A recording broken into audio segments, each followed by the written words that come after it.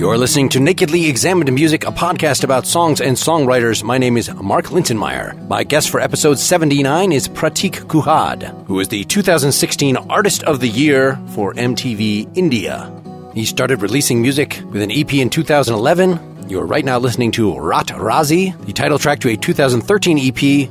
Today we're going to be talking about 3 songs from Tokens and Charms, an LP initially released in 2015, re-released in 2017. Those songs are Go, Oh Love, and Flames. We will then listen to a 2017 single in Hindi called Tum Jab Pas.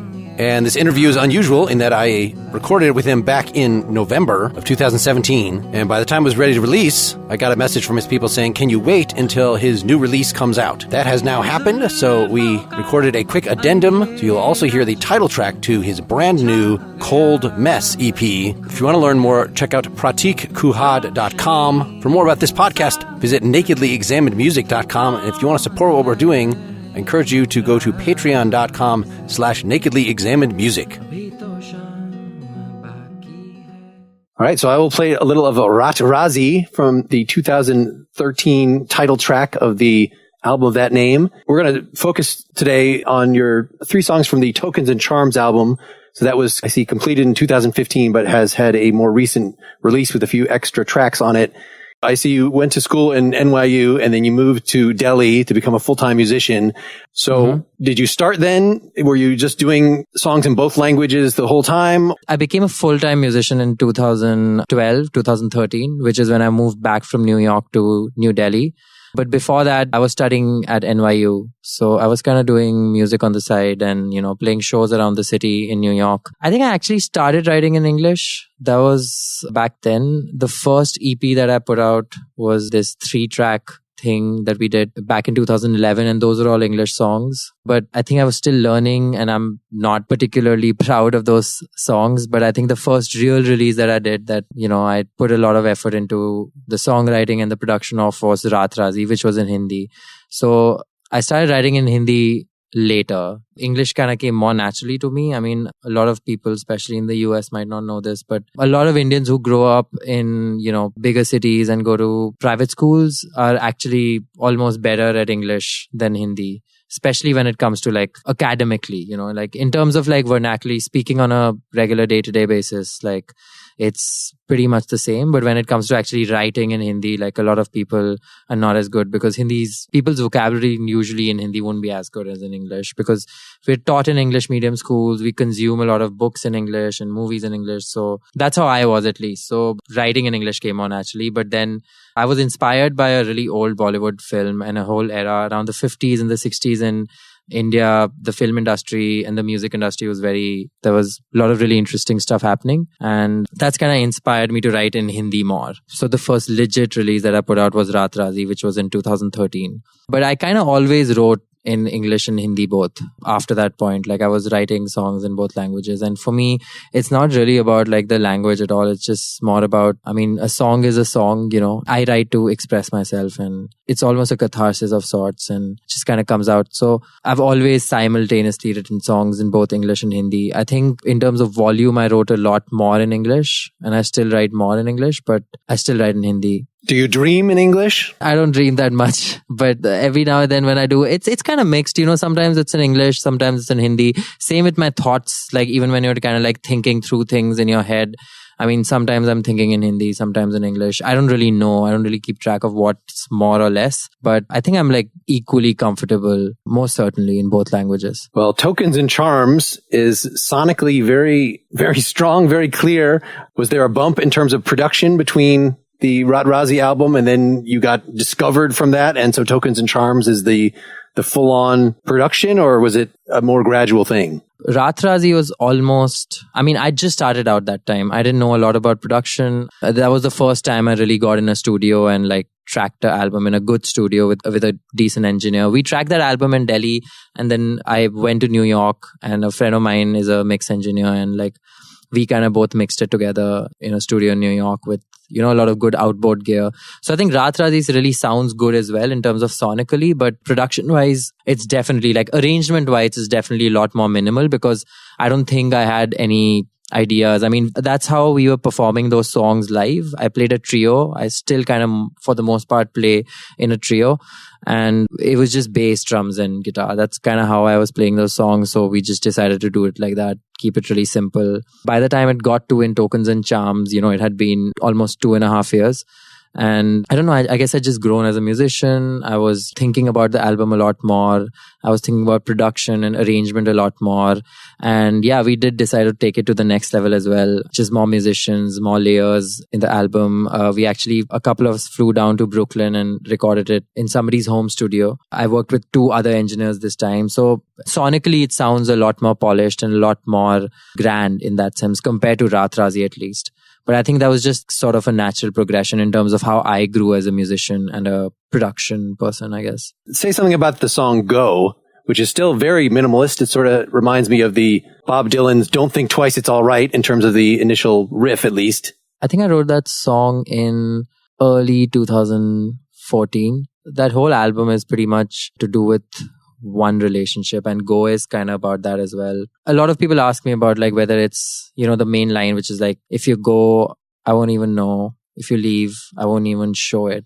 I mean, a lot of people ask me if it's sarcastic or if it's actually like, do you mean that? And I think it's kind of a bit of both, to be honest. A lot of the songs I write, I don't fully understand them till like much later. Sometimes I don't completely understand them myself. It's more of my writing process is very, very intuitive. And Go is actually one of those songs I, for myself, haven't completely figured out myself. But at this point, I feel like it's kind of like the dual nature of the 2 sentiments behind that song. I mean, when you really love somebody and you kind of don't want them to leave because obviously you love them and you want them to be around. But at some point, you're also maybe a little egoistic and you're like, if you go, I don't really care. I think it's kind of about that conflict that people could have, which I definitely had at one point.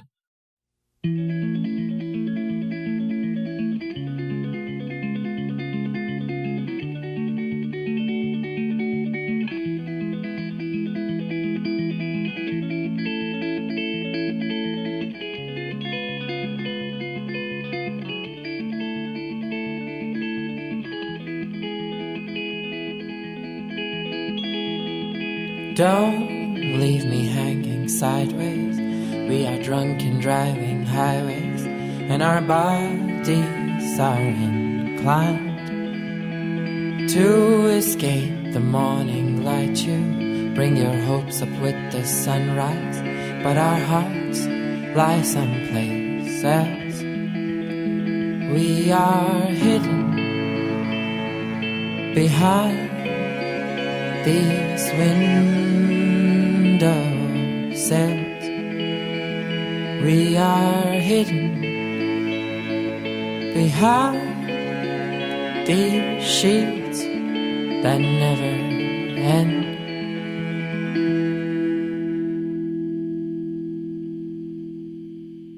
If you go,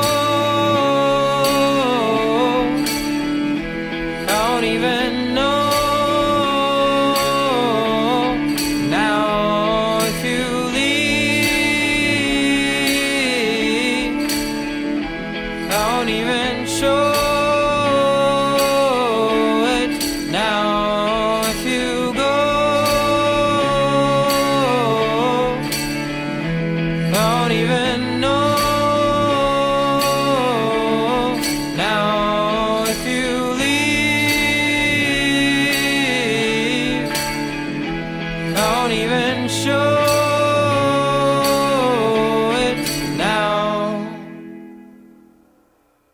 I did try to be a lover.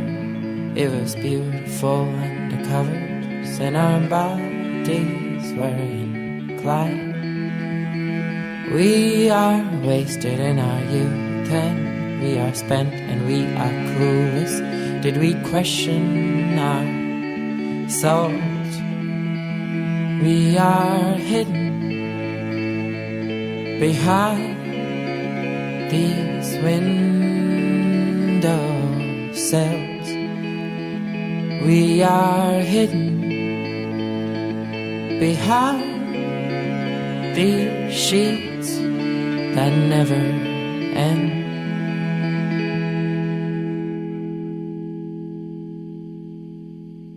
If you go, I don't even know now. If you leave,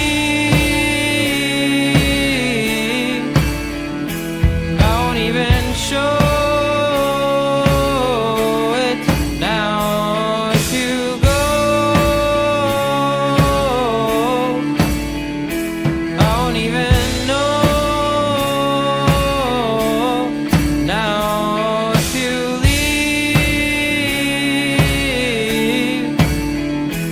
I won't even show it now. I won't even frown. That intro riff and that very Bob Dylan-esque, early Dylan-esque tone that I was referring to, it seems a little strange going with the actual lyrics that you start off with, we are drunk and driving highways, that it sounds like this kind of, it should be an over-the-top rock and roll, something, but it's a quiet little plaintive song at this point. So I like the mix of imagery there. That song is a lot about like letting go.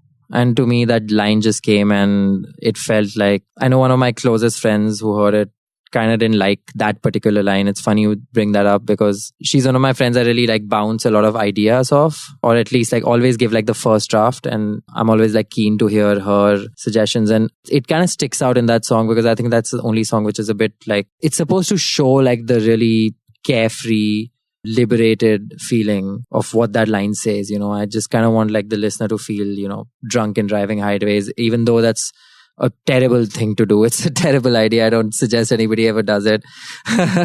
But it's just about being able to literally do what you want without really thinking about the consequences at all, and how that sentiment fits in the rest of the song. Yeah. And the drunkenness sort of fits with did we question our souls later? We are spent and we are clueless, so that it seems like it's putting this as a predominantly physical relationship, which I think a lot of people can identify with. Yeah. I mean, once again, it's just like the song is a lot about like dichotomy and conflict. So a lot of times like you might think it's predominantly physical, but there's always like moments when it's really emotional and moments when it's not, and you're confused and you're not really sure. That's why it kind of switches also the song from like verses where it's really dark, almost goes into a dark place, to a point where it's like this plea, which is like, if you go, it's really painful to see you go. It's a very dramatic shift between the verses and the chorus there. I mean, that you have this, 6 counts of silence, this big dramatic pause that I sort of expect, just to maybe put at the very end of a song, like, okay, you think we're done and now we're going to do an extra chorus.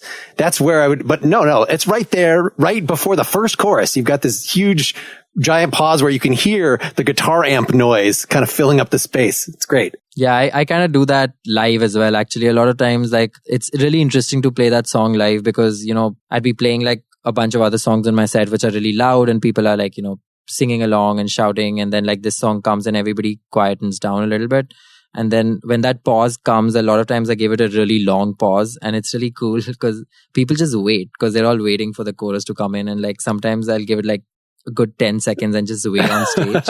And it's just complete silence in the whole, wherever I'm playing in the club or like at a festival. It's really cool. And I find myself, having listened to your Hindi songs as well, looking for traces of whether Indian pop music or something, it very much sounds Western. I guess the only place I was detecting it is in some of the vocal articulations. So there's a lot of staccato. In this song, we are hidden behind these windowsill, that you've got a lot of very choppy, although interestingly extending that window instead of just these windows, that you make an exception there.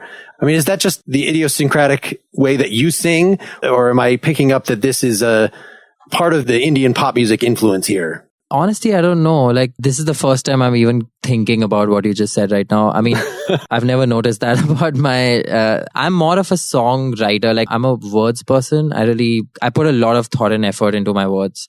And when it comes to actually delivering them, in terms of like, even melodies are like almost secondary to me in terms of importance in a song, personally. Even when it comes to delivering them, I sing like very intuitively. I don't know, I've just heard a bunch of music over the years, and it's not just Indian pop music, it's like Indian classical music and like Western classical music, a lot of folk music from America, like Americana, a lot of Woody Guthrie, a lot of like contemporary folk artists like Elliott Smith and Nick Drake, and a lot of rock music. Like I was a huge Led Zeppelin fan. So I don't know, I guess like my influences have been really varied always. I've never really paid much heed to my vocal delivery style. I just kind of like sing it how it goes.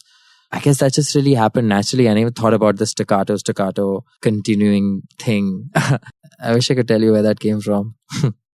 Well, I thought originally when I was listening to just your new album that was, as you're saying, that you're a songwriter in the tradition of Bob Dylan. In other words, focusing on the lyrics, not an American Idol style vocalist. That's not what it's about. It's supposed to be more honest, more direct than that. Right. But then I hear this Udi that you did with Sanjay Divesha, where you're doing the chale, where you're like doing the vocal fluttering. So that's not actually my song. That's a song I sang for that film. So it was written, and so the way it happens in the Indian film industry is that like composers write a song and there's a lyricist who writes the words, and then they have a song ready with a tune and words, and then they get somebody to come in and just sing it. So I literally just sang it. So that melody was literally like, every time I deviated from the melody the composers had given me, I'd be asked to like, okay, you got to sing exactly that. So that's literally like, okay, just me singing out the melody the way I was asked to. If it was up to me, I probably wouldn't have sung it like that at all. All right. Well, just the fact that you can do that, that's not a natural thing. I think for most Western, I can't do that easily. And it would certainly sound weird if we are hidden behind these windowsills. Like even, that just would be a strange thing to the ear here. Now, the arrangement is still very minimal on this song in particular, on Oh Love, that we're going to listen to next. And Flame, it's a little less so. But I mean, like these drums, it's a very stripped down drum part. I would have guessed that this was you playing the drums, or this is your regular drummer, right? It's my regular drummer. On Oh Love, right? Well, we're still talking about Go. All the songs, the whole album was like my drummer, who I still work with right now. He's very, very restrained. It's not until the very end of the song, if you leave, I won't even show it. That's like the first time there's 2 snare hits in a row in the whole song. There's no fills. He's just playing. I think that helps a lot because this chorus, it has a very 50s, that progression, do do do do do do do do do do do do, but it doesn't sound like that because you're doing it slower once, and there's no obvious eighth notes in the whole thing. There's no hi-hat holding that. It's just very mirroring what I was saying about the vocals, the vocals being so staccato that even the music here is just very one hit and then not stretched out or filling in the spaces. Yeah, no, I was just saying in terms of like the arrangement and stuff, like we consciously decided to keep it that way because I just wanted the end to be like really, really dramatic. I mean, for me, like production and arrangement has always been like, I follow minimalism in general as a philosophy in life. And I feel like I don't like adding any production elements on any parts or anything that is just not absolutely essential. And I feel like a lot of times also when you like really leave gaps in a song, then like it makes like the dramatic parts substantially more dramatic and really like showcases those parts. With this song, I mean, it's a really simple structure, right? There's no bridge, there's nothing. It's just like 2 verses, chorus, 2 verses, chorus, like really super simple. So for something like that to just make it sound really big at the end, I guess we just intuitively like ended up just having really big drums only at the end. I think that kind of worked for the song. Well, and leaving those spaces, again, like in that first space, you can hear the guitar fades out and you can hear the amp noise. In the second, at the end of the chorus, you have another silence before the verse comes in. And strangely enough, there's the sound of a ringing cymbal that wasn't actually in the chorus. So it sounds like that you had the chorus and had drums in that part of the chorus and then just muted them. But then after I won't even show it now, which is the one thing that offbeat now is the one thing that kind of, makes it not like that 50s progression that I was talking about. But then after the now, there's this silence and you can hear fading in this cymbal, this noise that was not in there before. So I did try to be alive. So it sounds like an accident of the recording. maybe it's like one of those like glitches that happens, like one little track left somewhere that like got in.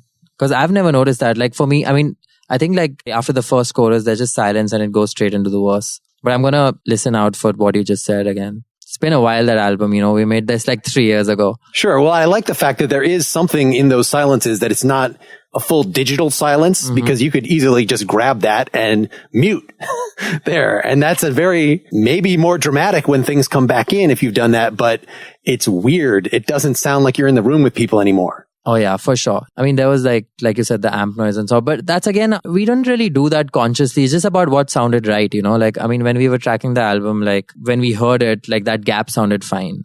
And that was just about it. There were like 5 of us in the room and it didn't stick out as weird or awkward to everybody. In fact, I think it felt kind of natural to have that gap. Yeah. So was there just cello in here? Or was there violin or something? There's some high harmonic I hear like in the pre-chorus, the first time we are hidden, that you have like a piano that comes in and just plays one chord and then it's gone. Just one chord. And then it sounds like there's a violin that echoes the cello just for one note and then also is gone. We are hidden behind these windows. Is that actually happening or am I hallucinating that? So yeah, no, there's definitely a violin and cello both. We just mixed it like really more as a layer, like a really subtle layer. So we had like violin and cello parts both throughout the song, which comes in the verses and the choruses actually. It goes in and out. That piano note was, that was just something I wanted to do. I don't really know why. Felt like that was like an important moment in the song where it's like, we are hidden. And like, I put it in the first chorus and then I was like, you know, I don't think I want to put it again. I don't know. It just felt like that's all where it belonged. So there's literally that one piano note that comes in. But in terms of the cello and the violin, like there definitely is a violin in there, but it's just all really subtle and we mixed it in like that, which is why it's not very obvious that there's a violin in there, because I didn't really want like really bright, shiny violin notes. I wanted it more like as a bed, as a layer of like tones, which just ended up sounding like pretty much in the background in that sense. Yeah, well, that kind of follows on you mentioned Nick Drake before that. I mean, not that he necessarily mixed things that low, but I just think of his music as having this warm, dark tone that you don't get if you put hi-hat on anything or if you put, really pointy violin on anything. Yeah, for sure. Well, let's introduce Oh Love. Go was a fast electric fingerpick thing. We actually get to acoustic here. Do you want to give a little introduction to Oh Love before we play it? Olaf's the first track of In Tokens and Charms, and it ended up being like one of the most popular songs of the album in terms of just how many people knew it. And, its song is really like easy to sing along with. And I always get that at shows that I play. And I think even before we actually started producing the album, I remember one of the people I worked with, Chris, he said that like, this is the song that's going to like really get this album attention.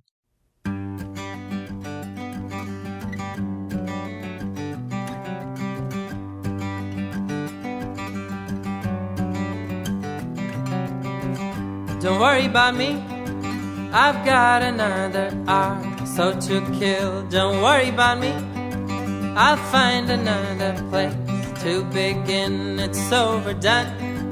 Have faith, have patience, my love. To know which hurt, the rest is yet to come. Oh, it's time. Oh, love, be mine. No, go slow. So high, so low.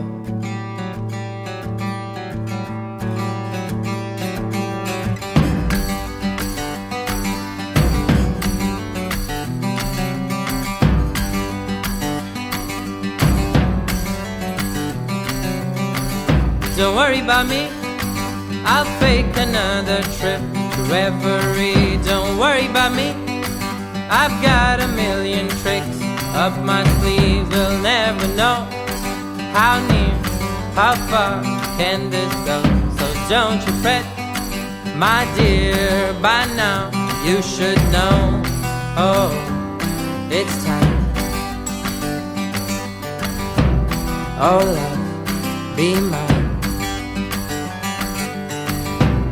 Behold, these eyes. Oh love, it's time.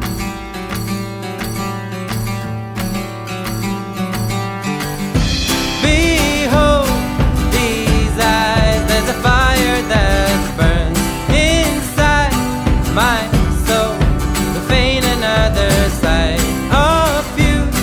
Tonight is for another time, for another time.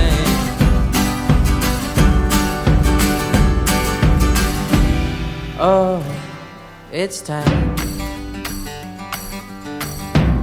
to make up your mind. Don't waste time. Oh love, be mine. Oh love, be mine. Oh love, be mine. Oh love, be mine. Oh love, be mine. Oh love, be mine. Oh love, be mine. Oh love, be mine. Oh love, be mine.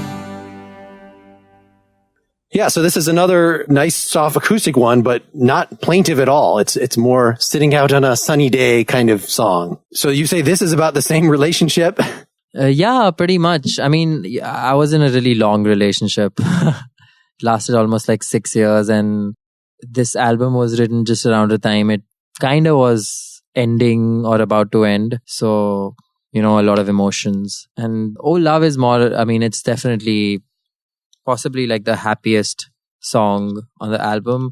A lot of songs like, on my album and in general that I write and produce sound happy in terms of sonically and production wise. But when you actually listen to the lyrics, it's not necessarily a happy song. So Oh Love is, I wouldn't call Oh Love a happy songs in terms of the words, but it's definitely hopeful. I mean, there are parts in the song where it gets a little melancholic and nostalgic, but it kind of ends on a hopeful note.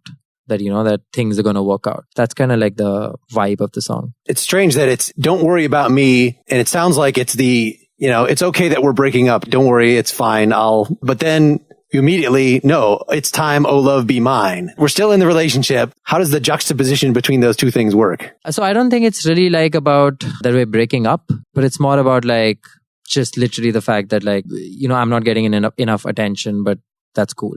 It's kind of like that. Like, don't worry about me. I've got another hour or so to kill. Like, I'm just waiting around. And when you go to the next verse, it becomes a little bit more hopeful, where it becomes like, don't worry about me. I've got a million tricks up my sleeves. So it's kind of getting in more into the vibe of like, yeah, maybe we can make this work. Okay, that actually makes it quite different. That first line, don't worry about me. I've got another hour or so to kill. That sort of sounds, although it would be strange wording to interpret it this way, that it's, I have time to spend with you. But no, it's, I have time to wait while you don't show up yet or something like that. Yeah, that's actually what I at least meant with that line. I'll fake another trip to reverie. Do you want to decode that line? I'll fake another trip to reverie. What does that mean? The first paragraph is more like, it's almost complaining. The first verse, which is like, I've got another hour or so to kill. I'll find another place to begin.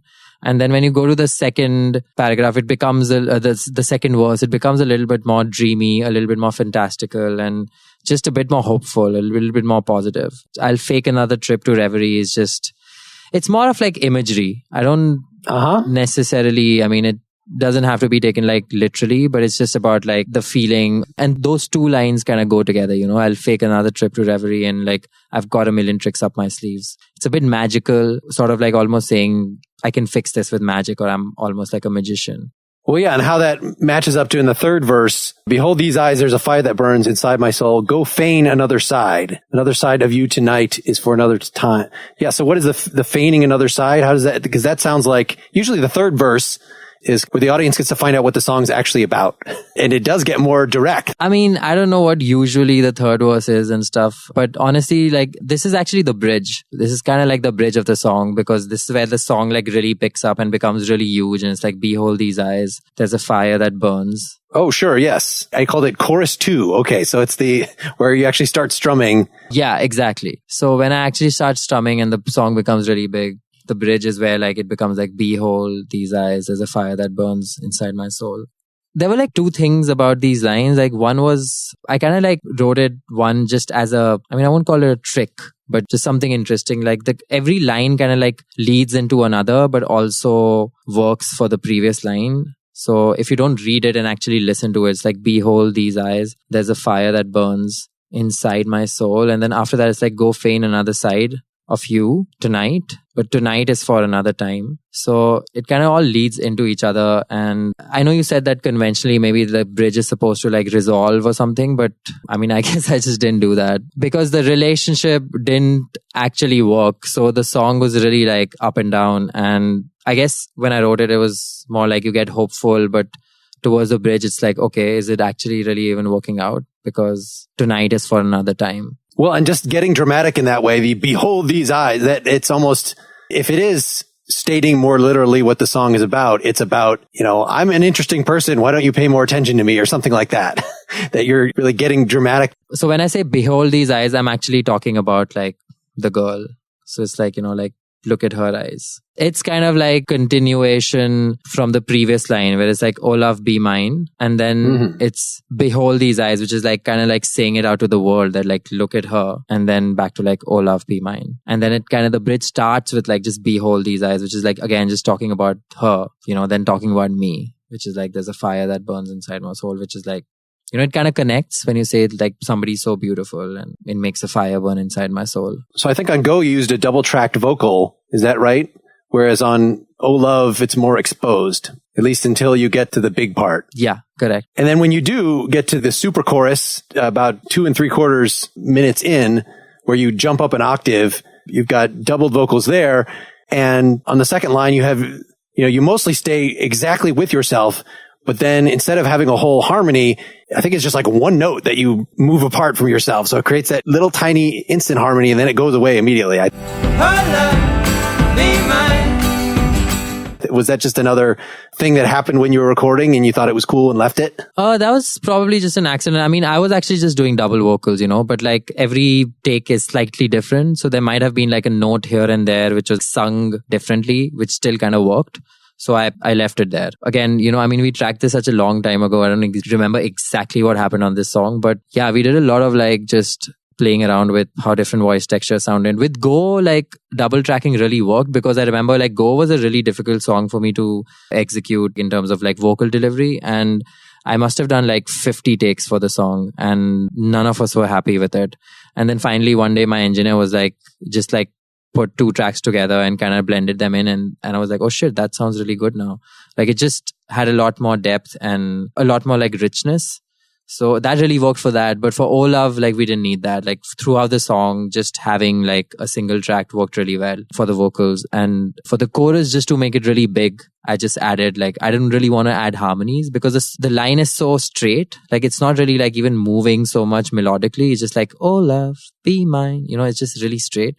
So it didn't really feel like you could do any harmonies, but I just wanted to make it vocally richer. So we just added a bunch of like double tracks towards the end. Now, even the main guitar riff, which is a nice, it's not a finger picking thing like before. It's got the little moving bits, the diddly diddly. Don't worry about me. I've got another hour so to kill. Don't worry about me. Now, is that doubled as well? It sounds like you're playing again in unison with yourself, but then in a couple places, oh, it's time, oh, love, be mine. Then the 2 guitars split apart and do something slightly different. So they're harmonizing at that point. I was like really influenced by Elliott Smith. And if you listen to his music, he does that a lot. Like just in terms of using like 2 completely different guitar parts sometimes through a lot of the songs and just 2 things are happening. And even with his vocals, that happens a lot. Sometimes a lot of his like main like lead vocals is two different tracks playing left and right. Sometimes they'll be slightly different, and it's not like I was trying to do what Elliott Smith did, but we just wanted to make everything richer. I don't know if you noticed, but like this song doesn't have a bass guitar. It doesn't have any bass in it. That's just how I used to play it live, and I wanted to make it sound as big in the studio as possible. So we just added a bunch of like acoustic guitars just to give it that kind of fullness and that richness. And we really worked on the drum tones a lot. Again, a lot of the kicks and the tom hits are also actually double track. They're actually like 3 different toms played on top of each other, and just to like give it a lot of meat. So a lot of the song is like that particular song, at least, especially. So in the verses, like it's pretty much just 2 guitars left and right, which is that kind of picking pattern that I do for the intro riff. And then towards the end, I'm actually in the choruses, in the last chorus, I'm actually playing like 2 different things, slightly different things. Like one is like just the regular intro riff that I play like strummed, and the other is like a variation of that. So if you listen closely, you can hear it like being slightly different. And then there's additionally like a center guitar as well, which is doing something else. They all together just like kind of mush into and like sound like really rich. Yeah, especially that bridge, you add an extra high guitar or something, or added some extra effects to, there's definitely some higher harmonics coming out during that part. Behold these eyes, there's a fire that burns. It's just played a lot higher on the fretboard. There was no effects at all. That song is like completely acoustic actually, in that sense. Like we didn't really use any like delays or like weird plugins or stomp boxes. I mean, all we did was just like different. And I do this a lot with my guitars in general. I'm actually not a very good guitar player. I'm like decent, but what I like doing is just like placing my capos on different parts of the fretboard and playing the same chords, which is like really simple to do.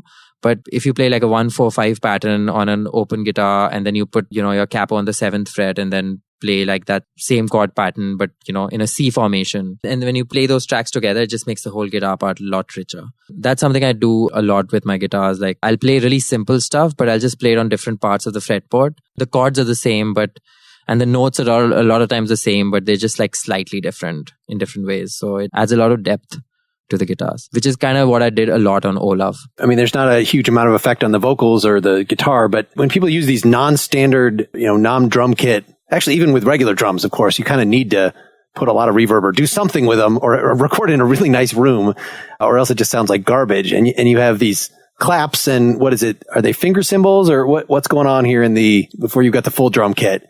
You've got some occasional big tom hits, as you mentioned, that were double tracked, I guess. Is that finger cymbal, or what's making the little the like stick noises? Some kind of clap noise. My dear, by now you should know. Oh, it's time.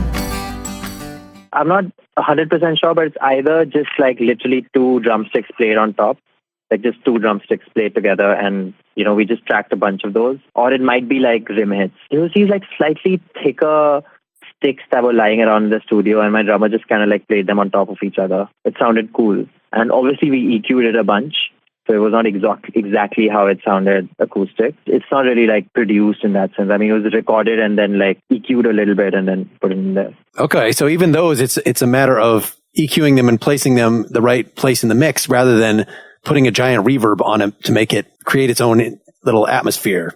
We did actually record in a really good drum room. The drum room had like really high, like, almost like 30 feet ceilings. So I think that really helped a lot. And plus we really worked on the drum sounds. Like I said, like the kick actually had like 2 separate skins in front of it. So we were getting like subs separately from one mic, and like there was a mic inside the kick drum, and one like outside it. So there were like 3 drum mics coming in just for the kick. There was a bunch of more mics in there. The room was really nice. Plus we actually had in that studio a real plate reverb, an actual big box. And I think that really helped a lot. Like a lot of the reverb used on the record is from an actual plate and not a plug-in. And we also had a spring reverb box actually. So a lot of the reverb we used was like actually boxes, which I don't know. I think these little things like really add sonically to the album overall in terms of just giving it like a bigger sound. Well, let's introduce our third song, Flames, which I think is the biggest production of the 3, that you've got electric guitar with delay on it, playing a very prominent role right at the beginning. And then I just thought it was very interesting that you had the first chorus, that guitar is not on it, but then when it comes back, the chorus comes back the second time, that intro riff is on top of it. So it really doubles the density of that chorus gives a completely different feel the first time it comes in from the second, just by reintroducing that one delayed guitar there. I think Flames was like one of the most important songs for me on the album. I still kind of think of it like as one of the most personal songs I've ever written. Although all of them are like really personal, but this one just like always stuck out to me, and it's one of the few songs that I'm actually a little bit proud of. Because in general, I feel like I still have a long way to go as a songwriter, and I'm still learning, I'm still getting better. But at some level, I definitely feel proud of Flames. Even as a production, like it was the most challenging song for sure. In terms of, because it's a bigger production, tracking it was a challenge, and mixing it was like a real challenge. Like we did a lot of back and forth on Flames. I'm pretty happy with how it turned out, so it was all worth it.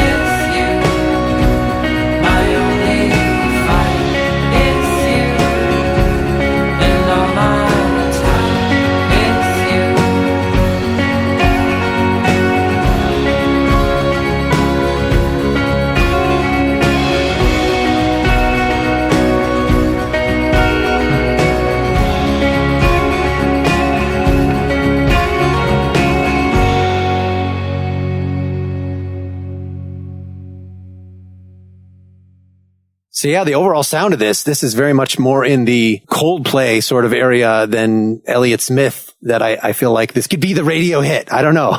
That would be amazing. Say a little about how you're marketing this and, the fact that you re-released it with extra tracks a couple years later. I saw you, won a major award in India, this MTV Artist of the Year for 2016. So now is the strategy now that you're trying to release these same songs in America and trying to break big here? Or what is the strategy here? There was a couple of reasons. One was that we wanted to do an LP. Which we just did. So a big reason why we decided to do the deluxe season was because I wanted to put the song on vinyl. It's something I always wanted to do, but it's something we could only finally afford around now. Because like you said, with the MTV EMA and a bunch of things that happened, things have picked up this year. We're touring a lot. We're doing fairly decently, at least in India. I really wanted to put out a vinyl because I listen to a lot of vinyl. It started from there, and then, we decided to, it's also been a while since I put out a whole album. So I thought it'd be a nice thing to do for the fans in general. Plus, one of the songs that's on there didn't make the cut of the original album. It's called Big Surprise. It's one of the 4 new songs that I added to the original In Tokens and Charms track listing for the deluxe. It just didn't make the cut. I mean, when we'd actually recorded 11 songs for the album initially, and 12, including Tonight. And both Tonight we ended up including as a secret track on the CD. So it was actually only on the audio CDs, and it just sort of played up. It was not on the track listing. And Big Surprise we just completely cut off because all of us felt it didn't fit the overall. It kind of stuck out to a lot of us. And the 10 songs that were there on the track listing just worked really well together cohesively, in terms of sound and just the meaning behind various other factors. But, Big Surprise was still a really great song, and I really wanted to release it. So that was another reason. It just gave us the opportunity to put a lot of these older songs out that we hadn't officially released. Tonight had been on my SoundCloud for a while, but not really out there. Partly the reason was also to give it an extra push in the US and the overseas markets in general outside of India, because we mostly spend all our marketing efforts the first time around pushing In Tokens and Charms in India. I mean, I was in the US all summer this year, and I plan to be again next year. And we're going to London actually next week to kind of promote this album and just in general my songs. So yeah, I thought it could potentially help with that as well. So there's many reasons. So you're not bored of these songs yet since this album is 2 years old, and I've heard more recent stuff of yours in English on YouTube. That sounds great. I'm definitely really bored of playing these. Not bored, but you kind of get a little sick of playing them live. So the live set that I play these days has only 2 or 3 songs from this album.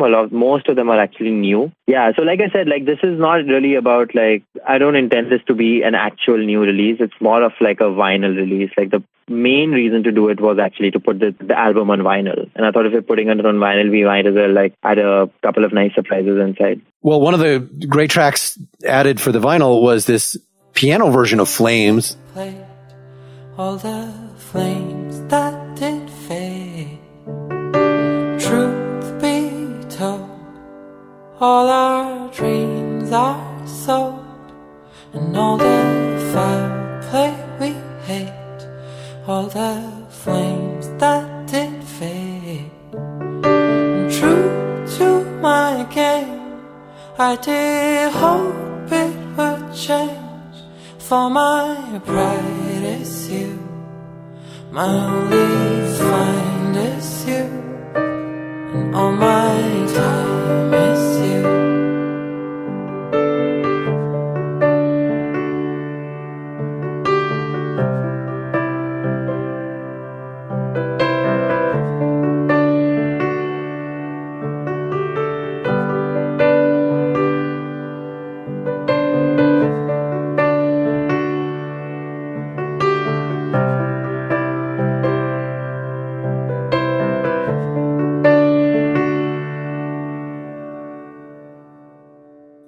I mean, was that recorded later? Was that something that came out of a, reapproaching it? You had the main recording down and then you're reapproaching it on a different instrument, completely different? Or was this something, you worked up for live performance, or what's the story with the 2 versions of that? So the initial, the original Flames recording is totally different, as you can tell. I think about an year and a half ago, I did a live video. I like releasing live videos, just simple voice and instrument videos, or maybe with like one more percussionist now and then, just for online content. And I started actually learning the piano only about 2 years ago. And one of the first songs I learned how to play properly, one of the first songs of my own that I learned how to play properly was Flames. So I kind of started playing it on the piano, and I was just learning the piano, and I liked it. I thought it sounded nice on the piano. It sounded really different, but it had, it still had a nice vibe. So we did a live video for it. We put it out. A lot of people really liked it. And I started liking the piano version so much more that we completely switched to playing it only on the piano live. So now actually these days, every time I play Flames live, it's just on the piano. I have some additional production with my drummer and my bassist for the live version, but it's like pretty much on the piano. So this has been happening for the past year and a half. And then earlier this year, when we decided to do the deluxe release, I thought another nice addition would be to have the piano version of Flames. Just because I've been playing it live so much, we have a version online of it. So I actually recorded this earlier this summer in, I think, July at a studio in LA. Well, let's talk about the full version that they actually heard, the original version of Flames, a little more before we finish up with this song. So again, say something about the textures, that you start out with the fast delayed guitar thing. In fact, you've got a full, fairly long intro, and then it stops, and you expect the vocal to come in at about 36 seconds in here. But no, it actually just plays a second intro, which is just your acoustic with low percussion, very occasional light drum hit, just sitting on the same chord to kind of establish this bass line before the vocals come in. You've got two intros there. It's like the first one is giving a preview of what's eventually going to come in on the second chorus, somewhere very later in the song.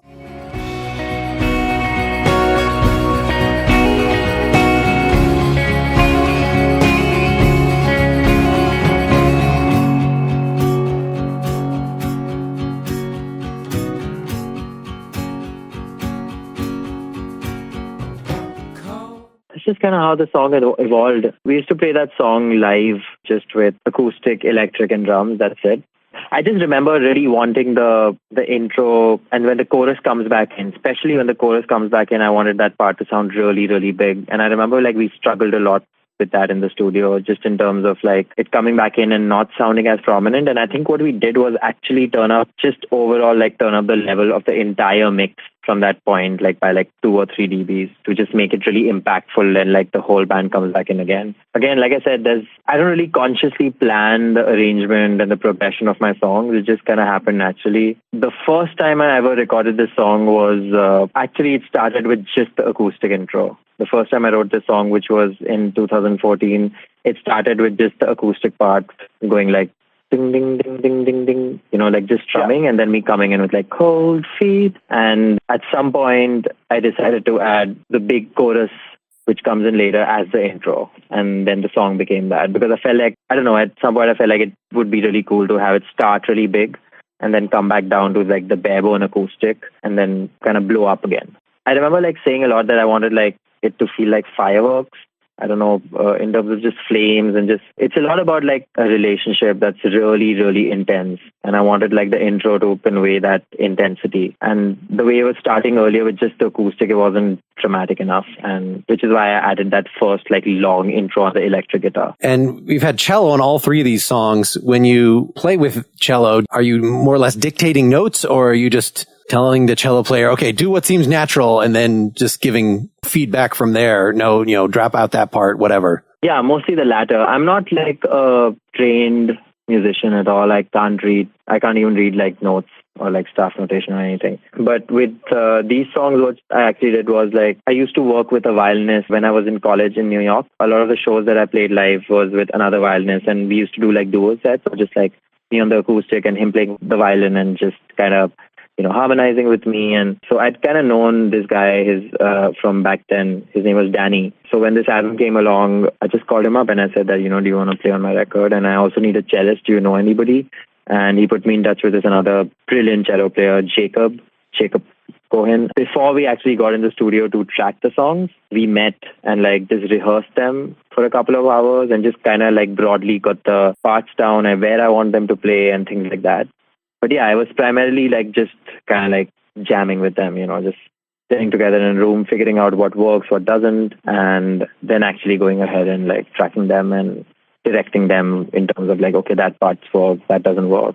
Yeah, pretty much. Well, I think it's entirely normal for guitar players, folk-based guitar players, to not start by reading music. It was actually, my son started lessons, several years ago and just wanted to learn that kind of guitar. And the teacher insisted on like, no, we're going to go through the Mel Bay book where you're reading off sheet music. And that didn't really take. It didn't really work. We aborted lessons after a little while and had to, it's only, coming back to it a couple of years later with a more normal rock background. I don't know. It seems easier to start making your own music faster if you are bumbling around rather than if you're reading music and then you kind of feel like that's the musician's job, is to play what's on the page. That there's some, I don't think it's an accident that a lot of times when, you do get a cello player or something like that in, that, just play something. They maybe don't even know how to do that. It's just a totally different approach. Yeah, for sure. Kind of like the same thing happened with me. The first time I actually started learning the guitar was with a teacher, and like he tried to teach me like conventional way, like, with like notes and like scales and things like that, and it just didn't work. And the next time I met a teacher who taught me in a really different way, which was just basically just like learning how to play like simple chords to a song. I didn't even have to took me like a month to get really into it. I stopped even going to him, and post that point, I was just learning the guitar on my own, because once you start playing songs and make like a little bit of a progress, then it gets more exciting. And like the problem with like learning scales and a lot of like really technical stuff is unless you're like really, really committed and really, really focused, which I'm not that disciplined, it's a lot harder to learn the technicalities of a guitar because it gets really complex. Yeah, learning to play the top and bottom staff, that a lot of really good trained guitarists, they can play basically piano music because they're using their thumb for the bottom, and that's a whole different level than very fast finger picking kind of thing, which is just a matter of sitting down with the guitar by yourself and kind of just working out something that feels good and doing it for 8 hours in a row until it seems natural. Yeah, that's pretty much what happened. It actually didn't take a lot of time to learn it. It took like a couple of weeks, but yeah, I think like not even a couple of weeks, maybe like a week or two till I got better. But like I was just covering songs that played in that style a lot during that period. And I just played a lot of songs in like folk finger style. And I would just play like 6 hours a day. And at some point it became like really comfortable. And you discover things, when you're messing around with your fingers a lot. So just the fact that you've got sometimes in the chorus, my only find is you. And then on the you jump from a major to a minor seventh. So it's kind of like a little thing like that makes it so that it's worth the fact that you repeated the chorus. These choruses are fairly slow.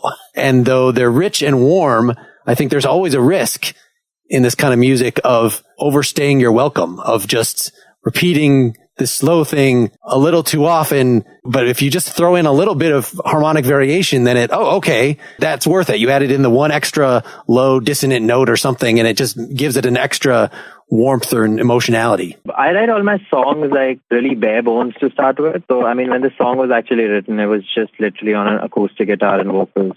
And I feel like an advantage of like writing songs like that versus, getting ahead of yourself. And a lot of people, I feel like, start thinking of the production and like 5 steps ahead before even the song is complete. I spend a lot of times with my songs in the initial phase with just voice and one instrument. And sometimes if things are feeling like draggy or like, as you said, overstaying their welcome, it kind of becomes quite apparent when you're just singing it just on a piano or voice or just guitar and voice. You can kind of tell the parts which are draggy. So, and like you said, even if you put like one minor variation in a chord or something simple, it just kind of flows a lot better and makes sense for the listener. So I've found, I used to write exclusively the way you're talking about, that it can work just with solo guitar or solo piano and voice. But then after playing with a band for a while, then I would be like, well, I want to give them room to jam. So I'm going to write sections in these songs where I'm being a little more basic on my rhythm parts just to give them room to jump around. But then, years later, that particular band where the song was introduced is broken up and you want to play it solo again, then you almost have to rewrite it from scratch and add, little interesting things to the guitar part, because it's just, I'm playing these songs and it's not interesting enough. I'm hearing the lead guitar part or the spastic bass part or whatever, and it's not there anymore. And so it has to become something different.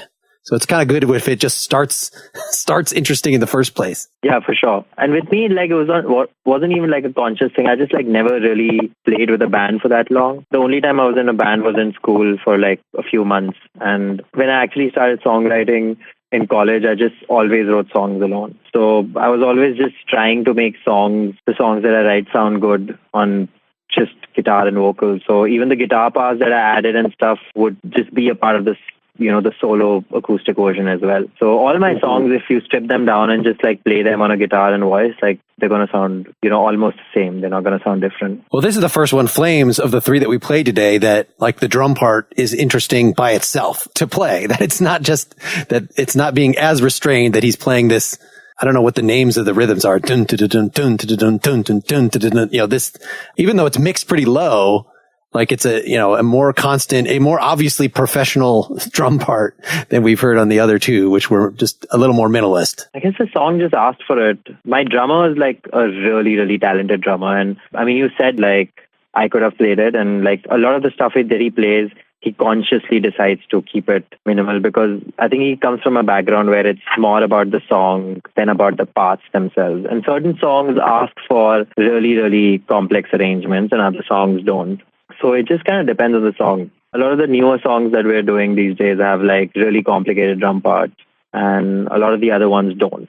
They have like really simple, like just like a kick drum or just like really basic parts. And with Flames, again, like the point was to make it really, really grand and really, really dramatic and really intense. Intense would be the word actually more than anything else. And those parts just worked in making it sound really intense. There's more of a precedence as a folk artist, that you are basically a solo artist. Even if you're playing with a band, it's under your name.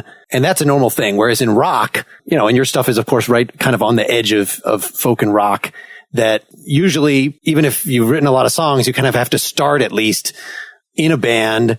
And you probably don't name it after yourself because that sounds egotistical. If you don't have a record label yet or something, then it starts out at least as more of a group project where unless you have a very rare, very restrained drummer, restrained bassist, then they're probably going to overplay. It's going to be, like the Police or something, one of those bands where the rhythm section is actually most like a power trio, the Who you're talking about.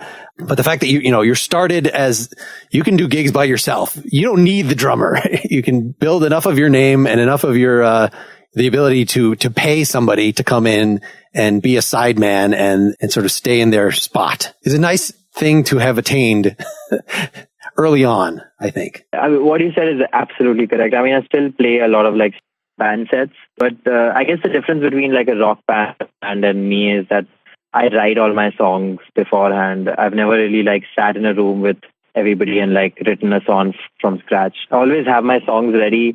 I always have a certain bit of a vision in terms of arrangement and production and what I wanted to flow like and what I wanted to feel like to the listener. And then I bring my drummer and my bassist in, give the general idea of what I want, and they'll try to like translate that. So that's how it's different, because I feel like with bands, a lot of songwriting happens in the room while you're jamming. Yeah. You don't even have a lead instrument that's not you. The guitar is taking up enough space that it's not you playing a rhythm part and then a very prominent electric guitarist or piano player or something who inevitably, even if they're not credited with songwriting, is coming up with significant melodic elements to add over. Either that or you're dictating exactly what they do and then they're probably not happy with that. Yeah, correct. There's no melodic element actually other than the voice.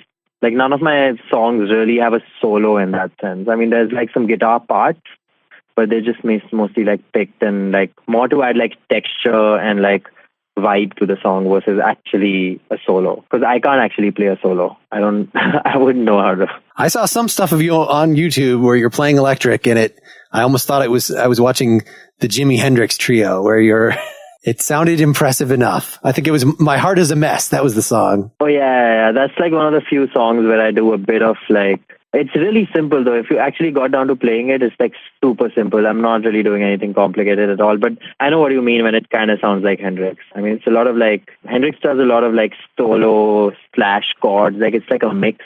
It's like he's playing chords, but he's also kind of like soloing with it. It's not really like completely melodic. It's kind of harmonic, kind of melodic. And the whole song, Cold Mess, is kind of like that, yeah. Yeah, well, if you're playing in a 3-piece, I mean, you kind of have to do that, or else it just sounds very bare. When you get to the solo part and you want to pull out your Eric Clapton or whatever, like, no, there's nothing. You need a rhythm player if you're going to do that. Thanks so much for doing this. I think we have a good picture of your current, at least as of 2014, 2015 approach. To close out here, we wanted to play a 2017 single, Tum Jab Pas. So we have finally one in Hindi. Do you want to just tell us a little about that before we go?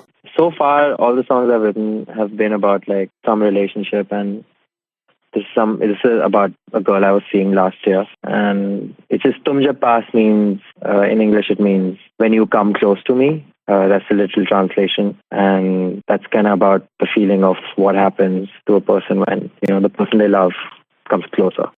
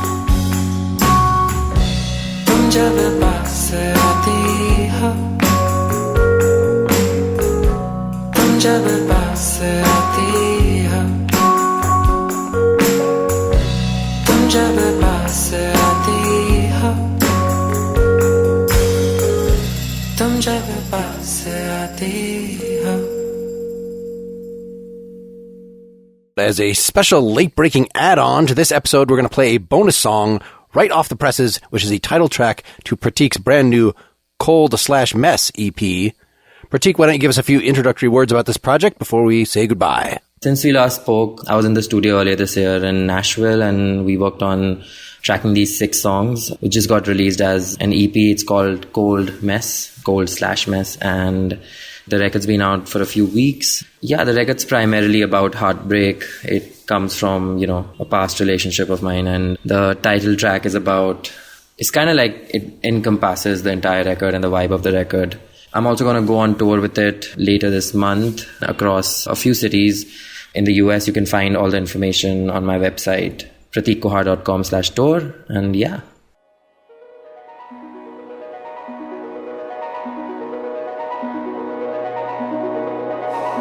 When I feel cold, I'll keep you close. And if I could hold you and take you home, and when at night your toes touch mine, I'll sing you to sleep if you are mine to keep. I wish I could leave you, my love, but my heart is a mess. My days, they begin with your name, and nights end with your breath. I wish I could leave you, my love, but my heart is a mess. My days, they begin with your name, and nights end with your breath. With your breath, to sway just like it was Friday night, and all the lights were blind me dry, and my lullaby is your sigh, and I can feel it when you cry. I wish I could leave you, my love, but my heart is a mess. My days, they begin with your name, and nights end with your breath. I wish I could leave you, my love, but my heart is a mess. My days, they begin with your name, and nights end with your breath. With your breath.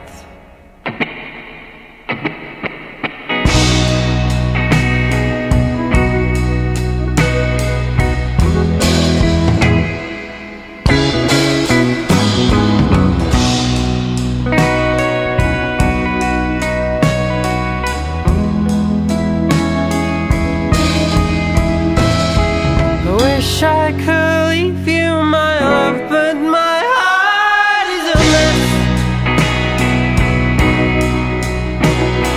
My days, they begin with your name, and nights end with your breath. I wish I could leave you, my love, but my heart is a mess. My days, they begin with your name, and nights end with your breath. With your breath. When I feel cold, I'll keep you close. And if I could hold you and take you home, and if I could hold you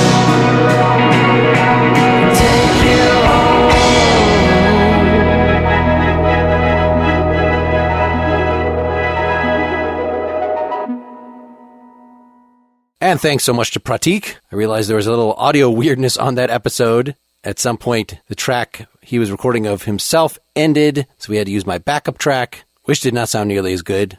In any case, it's very exciting to connect with an artist in his prime doing the work that will establish his reputation.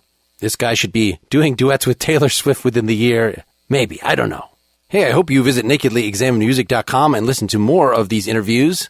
Next one will be with singer-songwriter Raat Raazi for some very literate Americana. He's an actual short story writer as well as a songwriter. Very good stuff. And oh, whoa, won't you join the legions of Nakedly Examined Music listeners that make this podcast possible by going to patreon.com/nakedlyexaminedmusic and signing up for a small pledge. I also encourage you to follow us on Facebook, share this episode and others with those you love. Go give us a nice rating or review in the iTunes store. And of course, keep on musicking. This is Mark Linsenmeyer signing off. Hold the